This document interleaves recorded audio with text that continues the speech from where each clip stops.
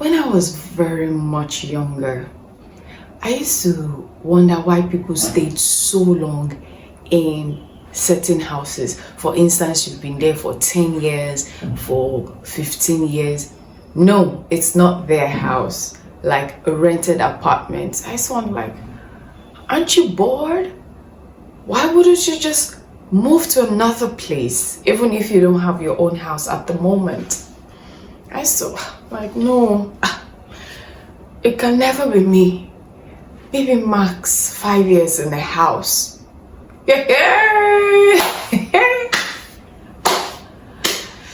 Nobody told me. Nobody told me. Hello guys, and welcome to the Singles Haven. My name is Modupe. Welcome to my YouTube channel and YouTube. I trust you're well. How are you? How's work, family, business? How's everything going? So on today's topic, today's discussion, Adulting 101. Nobody told me when I was a teenager, when I was in the university, even when I was, in my mid-20s, nobody told me that adulting is a different ball game. So as I said when I started, the question I asked, hey, a few weeks ago, I was thinking that, okay, I moved into my place in 2015. Let's do the math together. 2016, 17, 18, 19, 20, 21, 22. By November, it's going to be 8 years. It's going to be 8 years of me having stayed in this place. I did not believe I was going to stay that long. I was like, what's there? Once I'm ready to leave, I have my money, I'm going to, change apartments. I want something bigger, like a 2-bedroom. I'm staying in a 1-room apartment now, a room and parlor. So I'm like, okay, when I'm ready, I'll go to probably 2-bedroom with a bigger kitchen because of Modupe Olobe and all. Y'all didn't want me. Nobody told me that it didn't easy. Okay, so I think 2 years ago, I decided to go on house hunting. Okay, let me change vicinity, move to somewhere quieter and all. Brethren, sistering, it didn't easy.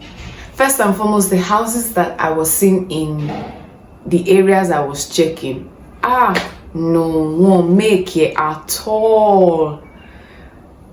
Oh my goodness, they were either ugly, like no maintenance. Then the kitchens, I call them cubicles, like small kitchens. There were some that were ridiculous. I'm like, just my gas burner has taken the entire space. I haven't fit in, there's no kitchen fittings, nothing, no washing sink, nothing. Where will I put my freezer? Where will I put? I said only cooker, cylinder, one person. It will be difficult. I saw ridiculous places. There was one that was, I had to dramatize it for the agents who took me there. The room and parlor was on one side, then the kitchen was outside the apartment, the bathroom outside the apartment. I was like, dude, come. So look at it now. Let's think this through. I want to have my bath. I'm going to step out of my room in my pajamas or in my what? Am I going to tie towel to come outside? And I'll now come outside, like come outside of my room or my living room and come outside. There, it's like a boys' quarters, something like that, and just come outside to come to the bathroom. or come from my room to the kitchen outside. Like they were separated. I'm like, who built this thing? I'm not a security. I'm not a security man, for God's sake. There was another one that was the kitchen. Okay, this is how it was. There was the parlor, the room, the parlor, the passage. You come into the kitchen. Then if you want to go to the restroom or the bathroom, there's a door adjoining the kitchen to the bathroom. So you have to enter the kitchen, then enter the bathroom and the toilet. I'm like, dude, why are you bringing me to places like this? I had to tell him that, why are you bringing me to places like this? So if I have a guest, the person has to come through my kitchen to go to the bathroom. No, maker. Not in my book. So and the agents that was showing us the house was like, I can seal up the wall and create another door from the room to the bathroom. And I'm like, so it's me that's going to do you people's work? Am I going to deduct it from the entire money that I'm going to pay? So many. No, this last one that I saw, I need to tell you people. The kitchen and the toilet, they were facing each other.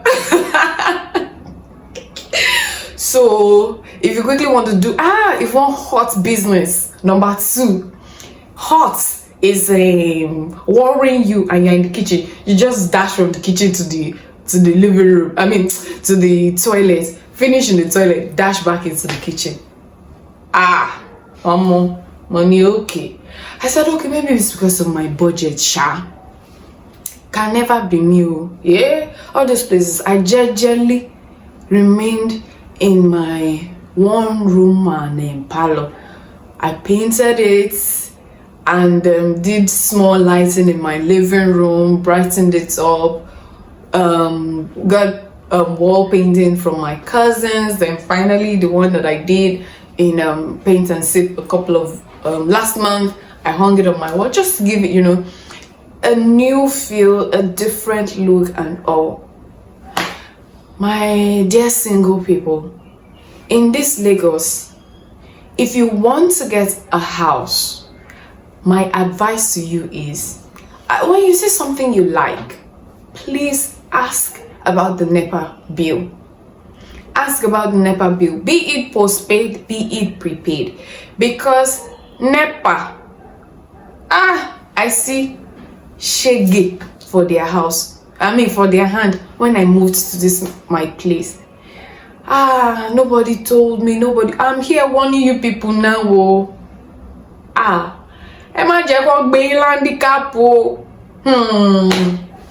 Don't let them use your brain, I don't know how it is in other cities, Abuja people, Enugu, Anambra people. You people should give us your own experiences in the comment section. But in Lagos, please ask for the bill. It doesn't matter. If they are not giving you, don't collect. I am my neighbor, because he too, he was someone new. He had just moved into the place like a few weeks before I did. The outstanding on that meter was like 98,000 naira.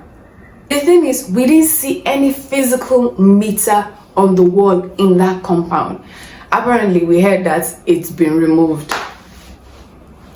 My neighbor and I, during the day, we're out. I'll go to work, he'll go about his business, we'll come back in the night. There's no power. Sometimes, generally, there'll be no power. The power is restored, we don't have, other people have. You people know how annoying and painful that thing can be. Hey God, you'll now be sleeping in the dark when other people are enjoying their fan and AC. Next day we'll go to Nepa. Guys, the Nepa people in that area knew I and my neighbor. Sometimes he will go, sometimes it's me that will go. What? we had a deal with them. Okay, please stop giving us current bill for now, for like a month or so. Stop giving us current bill, because they were bringing current bill plus the fact that there's an outstanding. They say they don't care, we're not the ones that used it, we just moved it, that they don't care that the bill is there. Okay, please just give us some time. We now started paying the old bill. Then they now reduce when our 1 month of no bringing current bill expired. We now, okay, please negotiate. We negotiated with them, please bring a reduced current bill so that we'll be paying both of them concurrently. People of God, my neighbor and I were paying 8k, 9k, 10,000 some months. You know, we put it together, that's like 20k for a month to pay Nepa bill. That's how we did it for like 2 years. There are times Nepa will cut us off. If we are not around, we now have to pay for reconnection, one thing.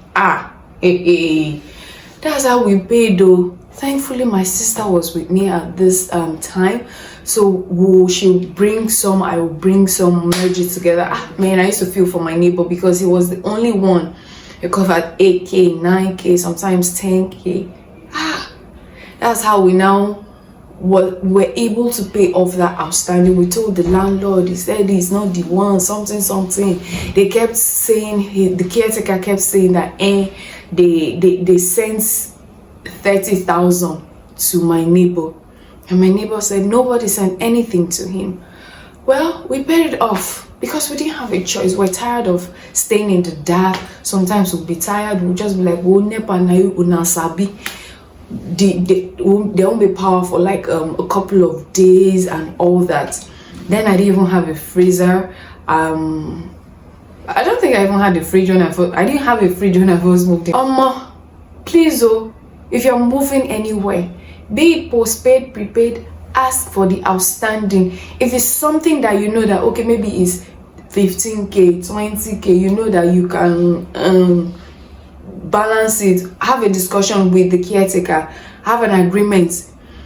They will give you, maybe they'll pay everything off, they'll pay 80%, whatever. But please ask ask before you collect that house. Don't be like me, don't do JZC like me and just collect house. Then Nepa will now be showing you shege. To be forewarned is to be forearmed. Then another thing that annoyed me, that then I just found out that there's no need for me. There's no need for me to allow it get to me. Is when I go to check places and they'll be like, we don't want a single woman. Before, it used to piss me off, like, is it not my money? What's your business if I'm single or married?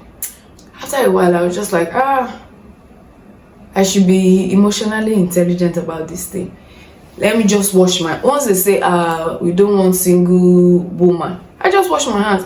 I'll be like, thank you for your time, and I move on. Or the agents will call me and I'll ask him, what are the details? What do they want? What don't they want? They don't want, and there's no problem. No need, moving on to the next. I don't bother myself anymore. Like, you don't want single women? Okay, no problem. Please go ahead and get your single man or married people. The thing is, if I go there with my brother, will you know that he's my brother or my boyfriend or my husband? No. Oh God, I'm big. But I have learned, if I'm going to search for a house again, I'm going to go with my brother. So what are the experiences if you live alone? Not necessarily if you live alone, actually. If you have gone on house search in Lagos, Nigeria, anywhere actually in Nigeria, how is it? Share your experiences, especially if you're a single woman. What have you experienced? What have they told you? What have they what have they said? What are the conditions they gave you to collecting that house? Please share your thoughts with us in the comment section. Let's learn from your experiences. Thank you all so much for watching. Thank you for your time. Thank you for sharing your data with us, with me. And as I always say, do not allow anything or anyone steal your joy. Remember that God loves you and He's got your back today, tomorrow, and always. Have a beautiful week, guys. Bye. See my names.